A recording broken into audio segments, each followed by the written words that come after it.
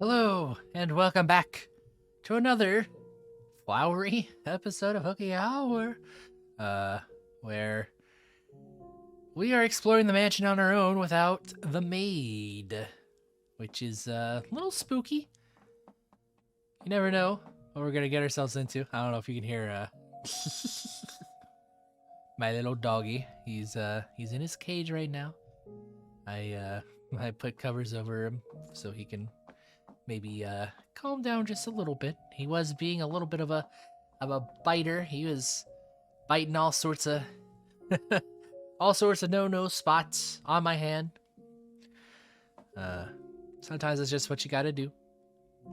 Of course, they also say if the dog starts biting too much and it's been out of its cage for a while, it might just need to go to sleep. So I'm sure he's probably he might be ready for Betty.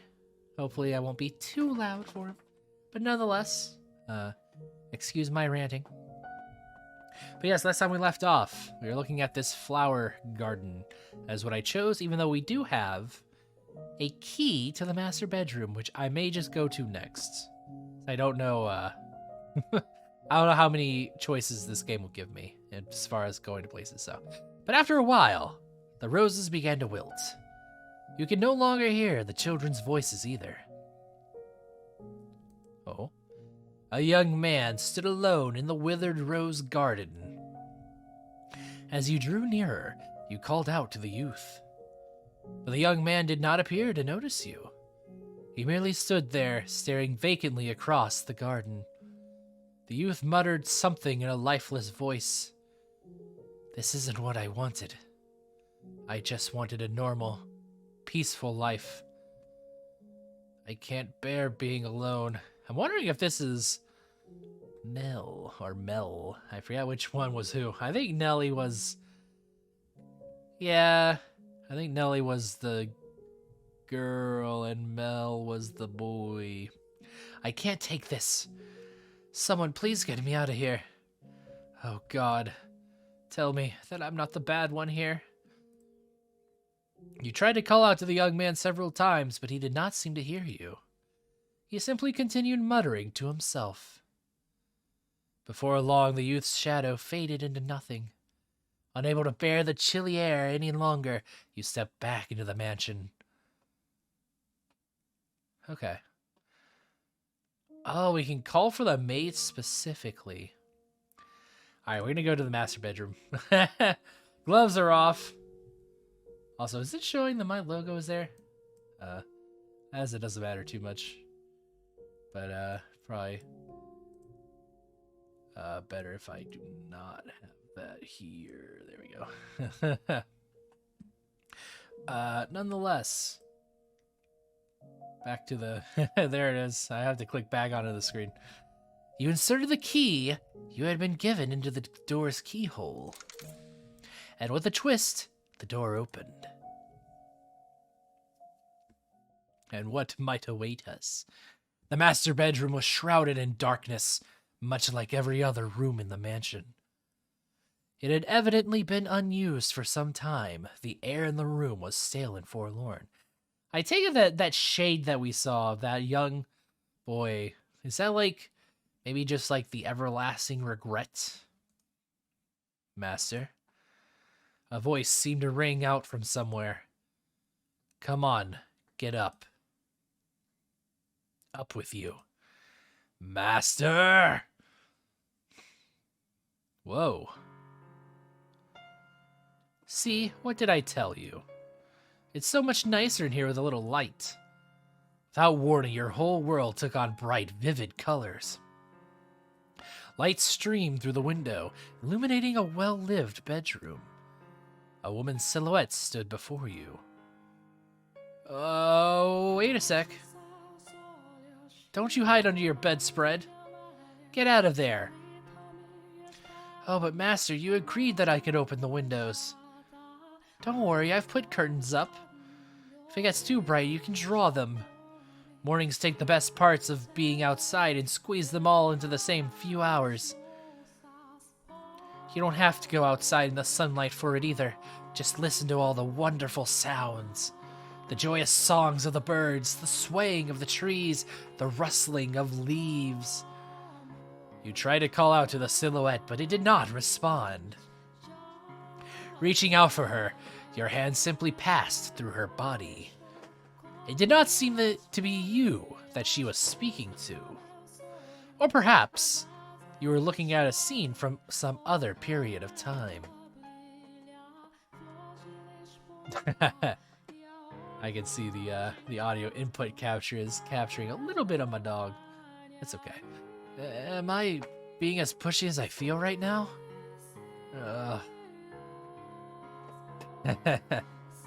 I completely misjudged you.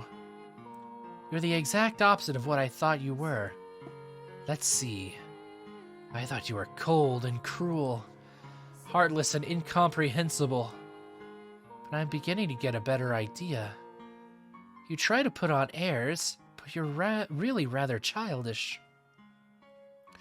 You have a short temper, but can be surprisingly playful. What else? You have a pretty difficult personality, too. Now, hear me out. That's not everything. You gave me a chance to talk, and you listened intently. You can be kind of nice, too. We agreed that we would live together, not just in the same house, so we've got plenty of time to add more to the list.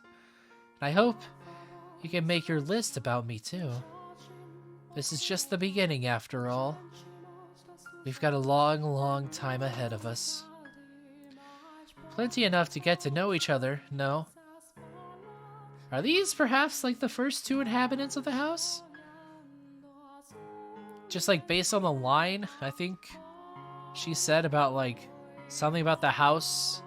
Oh, what did she just say? I'm sorry. I feel like it had something to do with like the house they had just... I don't know.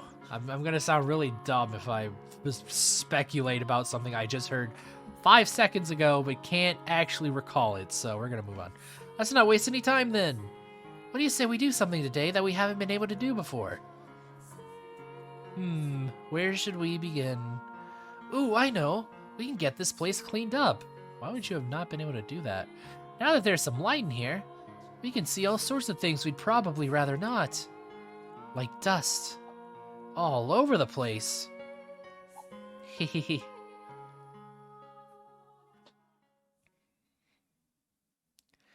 And back to the darkness. When the woman's shadow faded away, the master bedroom transformed back into its old dreary state. Master, can you say, my name? Oh. You are unsure how to describe the urge welling up within your breast. You cannot say her name. Aww. You stood unmoving in the master bedroom for some time, but it did not appear anything else was going to happen. So you decided to head elsewhere. Alright, so we did manage to get the master bedroom out of the way. Let's go to the entrance, see what's up here. You made your way to the mansion's entrance. There is no one around, nor any source of light. Groping through the darkness, you found the front door, which was sealed shut with a heavy bar. You did hear the faint sound of a dog bark. You pressed against the bar, but it remained firmly in place. The door did not budge either. It seemed you could not leave the mansion. Burn the witch. Crucify the impure. When you made a step away from the entrance, you heard a muffled voice. You looked around, but were unable to determine the source of the voice. Nor could you be sure whom you had heard earlier. Giving up on finding anything else at the entrance, you decided to head elsewhere. Alright. I'm interested in going down to the cellar where that painting was found. By Marie. When you descended into the cellar, you heard beast-like snarling. Along with it came a sour odor and the sound of ripping flesh. Oh, and also the beast story took place here. Or, well, that's where we first entered it, I guess, technically speaking. You cannot see the beast, but that did not make it any less unpleasant. You made to retreat from the cellar. Oh, hello. But before you could, a shadowy creature lunged at you. You reflexively squeezed your eyes shut, but it was gone. After several moments, you opened your eyes again to find a silhouette of a man standing in place of the beast. Aha! These are kind of like the regrets, the long-standing shadows of former peoples. You and the shadow stared at one another for some time. You asked the shadow a question, and the shadow responded. Yeah, it makes sense. Good old static. However, you had no idea what it said. The shadow seemed to be trying to communicate something to you, but trying to make sense of something you could not understand was pointless. So this one could hear us, but the other two couldn't? Or perhaps it was more metaphorical, in like, the one out in the rose garden couldn't hear us because they were so fixated. This one can hear us, but it can't respond to us. And the one in the master bedroom, I don't know if, I would assume that probably that might be our story. That is what I'm thinking, at least. Having no reason to remain in the cellar any longer, you made your way back upstairs. Very awkward conversation. No conversation to be had. Let's see what happens if we go... I kind of want to go back to the stained glass window, because that is where we got, like, sucked in to the very brief meeting between somebody and somebody. You approached the stained glass window. An array of pews was arranged facing the stained glass. There seemed to be an air of tranquility about the room. You sat down in one of the pews and stared quietly forward for some time. For a moment, you felt like you were on the verge of recalling something, but ultimately, the memory never managed to surface. The maid did not appear to be there. Where could she have gone? You decided to resume exploring the mansion. Alright, let's go to the library. Who's up for some reading, y'all? Yeehaw. The smell of dusty books filled the air of the library. You approached the shelf to examine one of the books. Ow! Suddenly an avalanche of them came falling to the floor. You got sucked up in the avalanche. You were gasping for air under the weight of 1,000 books. Not 1,000 pounds. You stared blankly at the mountain of books. They had fallen down on their own, but they showed no signs of putting themselves away. Yeah. So there was no one else to do it. You began placing the books back on the shelf. Are we gonna suddenly find a book? A MacGuffin? 1, 2, 3, a dozen.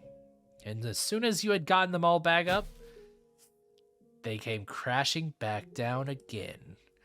You wished very much to implore the maid's assistance, but she did not appear to be in the area. Pretending you had not seen anything, you made your way back into the hallway. Surviving the book-a-lanch. The Ava book? One of the two. Go to the den. Hey, oh, I know this place. I remember the pool table at the start of Jacopo's chapter. The scent of cigarette smoke lingered in the den.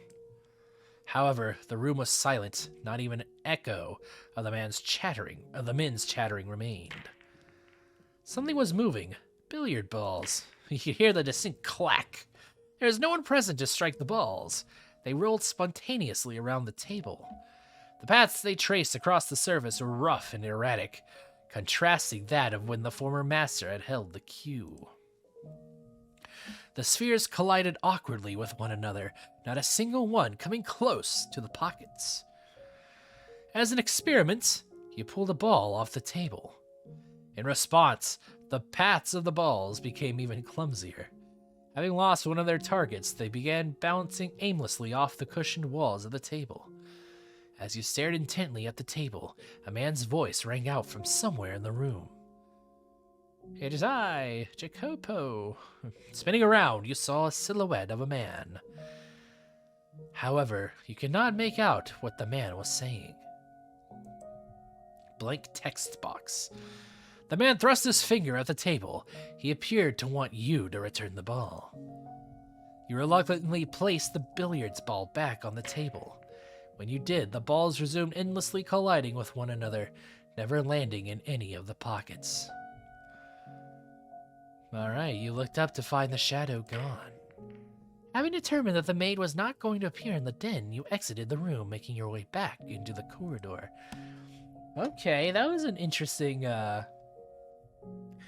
metaphor. Going to assume, well, not assume, but my best guess is that perhaps the rolling of the balls is kind of just maybe just chasing after something that was never going to happen. Maybe much like Jacopo chasing after the white-haired girl after she had left and never finding her. Never finding that comfy, I guess, little hole in the side of the table. Anyways, enough of my dumb metaphor. We go to the fireplace. You made your way to the room with the fireplace. What remained of the fire crackled weakly, leaving the room in a veil of darkness. You remember that you had awoken here. Out of sheer curiosity, you sat down in the rocking chair you had been asleep in. Creak, creak, creak. It was as soothing as a cradle to a baby. And in short order, you found your consciousness drifting from your grasp. Oh, not back to sleep. We're going to have to play the whole game over. We're not going to remember anything. Reading a story by the fireplace like this almost makes it feel like we're in another world, doesn't it, Master? I bet that's why troubadours perform at pubs, so they can be near the fire. Oh, you're such a cynic. That's okay. Say, do you remember when I first arrived here? When I was cleaning the library and the books kept crashing down? Okay. Your eyes slowly slid open. Fragments of a pleasant dream lingered in the back of your mind. The crackling of a fire, the taste of warm wine. However, there was nothing pleasant about the fireplace sitting before you. No warm, crackling flames. In fact, the brisk air of the room overpowered the remnants of embers left there. A chill ran down your spine. Afraid you might freeze stiff. If you stayed there much longer, you resumed your exploration of the mansion. Alright, next time... Oh, actually, hold on. Hold on now.